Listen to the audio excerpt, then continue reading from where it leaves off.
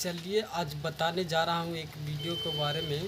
चलिए आज बताने जा रहा हूँ एक वीडियो के बारे में, जिस वीडियो के बारे में आप सब शायद सुना ही होगा। और पहले जब से खेसारी और पवन दोनों एक साथ मिले हैं, तो पवन सिंह का गाना बोले तो पेंडिंग में जा रहा है और खेसारी लाल के गाना बोले तो ट्रेंडिंग में जा रहा है।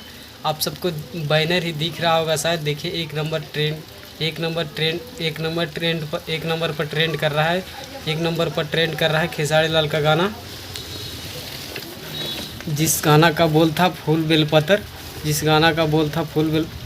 और पवन सिंह का गाना का बोल था मजनुआ के दुल्हा बना दी ए बाबा। कुछ गाना पवन सिंह का गाना का बोल था। पवन सिंह के गाना का भी मिलियन में व्यू गया, उस पर कोई बात नहीं, लेकिन पवन सिंह का गाना ट्रेंड नहीं कर रहा और खेसारी लाल का गाना ट्रेंड कर रहा है।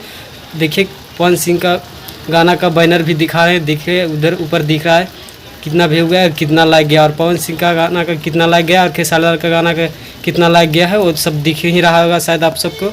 तो बता दूं कि अगले वीडियो